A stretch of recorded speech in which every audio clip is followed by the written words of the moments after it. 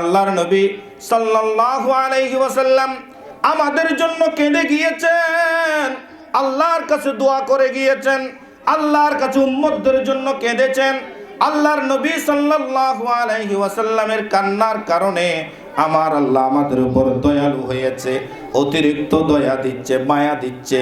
আমার নবী সাল্লাল্লাহু আলাইহি ওয়াসাল্লাম ইন্তেকালের কিছুদিন পূর্বে একবার বসে জোরদারে কান্না করতেছেন। আল্লাহ রাব্বুল আলামিন জিবরাইল আলাইহিস সালামকে পাঠালেন। জিবরাইলকে বললেন, ও জিবরাইল, যাও যাও যাও, আমার হাবিব কেন কান্না করতেছেন জিজ্ঞেস করে আসো।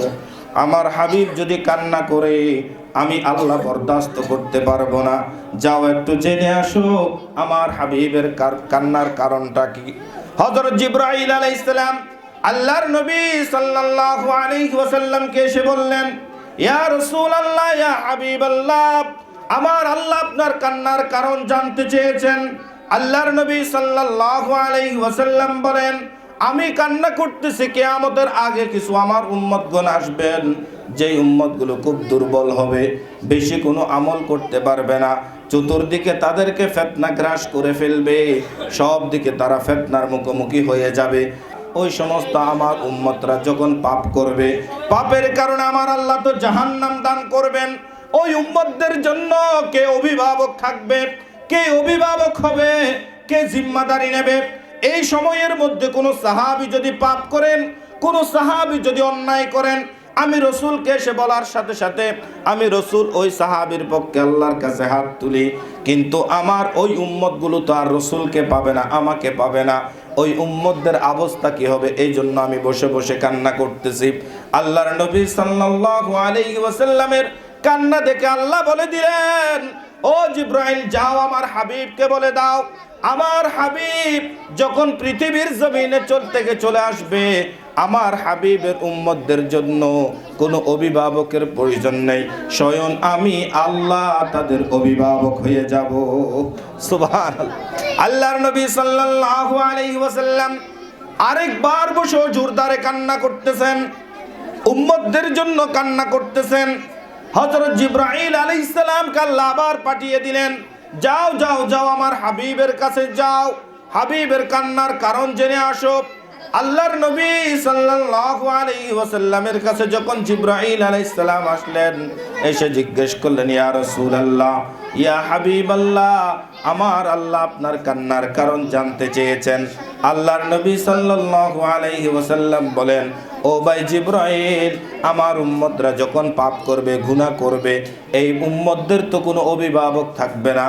আল্লাহ অভিভাবক থাকবেন ঠিক আছে, কিন্তু এই উম্মতদের যখন কঠিন পাপের কারণে আল্লাহ তো জাহান্নাম দিয়ে দেবে, ওই অবস্থায় আমার উম্মতদের কে মাফ করবেন, কে ক্ষমা করবেন, তাদের পক্ষে কে ক্ষমা চাইবেন? এজন্য আমি বসে বসে কান্না করতেছি। আল্লাহ রাব্বুল আলামিনের কাছে জিবরাইল চলে গেলেন, গিয়ে বললেন, ওগো আল্লাহ, আপনার হাবিব উম্মতদের জন্য কান্না করতেছেন।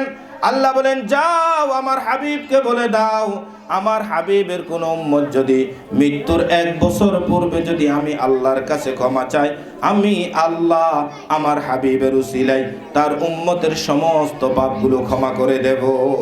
সুবহানাল্লাহ। 1 বছর আগে ক্ষমা চাইলে ক্ষমা করে দিবেন বলেছেন।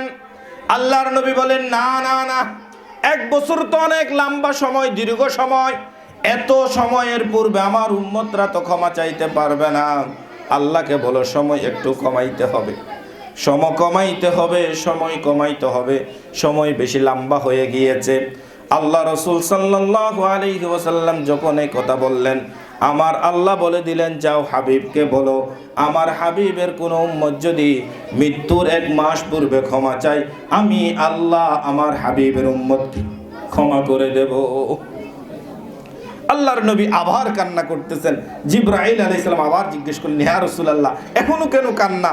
আল্লাহ রাসূল বললেন, না, 1 মাস তো বেশি হয়ে যায়, সময় আরো কমাইতে হবে, সময় আরো কমাইতে হবে।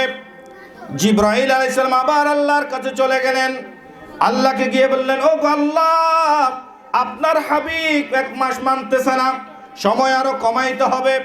আল্লাহ রাব্বুল আলামিন বললেন, যাও হাবিবকে বলে দাও, আমার হাবিবের কোনো উম্মত যদি মৃত্যুর 1 সপ্তাহ পূর্বে ক্ষমা চাই, আমি আল্লাহ ওই উম্মতকে জীবনের সমস্ত পাপগুলো ক্ষমা করে দেব। সুবহানাল্লাহ। আল্লাহর নবী বলেন, না, 1 সপ্তাহ আগেও হবে না, সময় আরো কমাইতে হবে। কেমন মায়ার নবী, কেমন দয়ার নবী আমরা পেয়েছি, যে নবী সারা জীবন উম্মতের জন্য কেঁদেছেন। আমরা রসুলকে দেখি নাই, কিন্তু রসুল আমাদের জন্য কেঁদে গিয়েছেন। আল্লাহর নবী বললেন, না না না, 1 সপ্তাহ হবে না, সময় আরো কমাইতে হবে, সময় আরো কমাইতে হবে। আল্লাহ বলেন, যাও আমার হাবিবকে বলে দাও, আমার হাবিবের কোন উম্মত যদি মৃত্যুর 1 দিন আগে ক্ষমা চায়, আমি আল্লাহ তার জীবনের সমস্ত পাপ ক্ষমা করে দেব। আল্লাহর নবী বললেন, না, 1 দিনও হবে না, আরো কমাইতে হবে।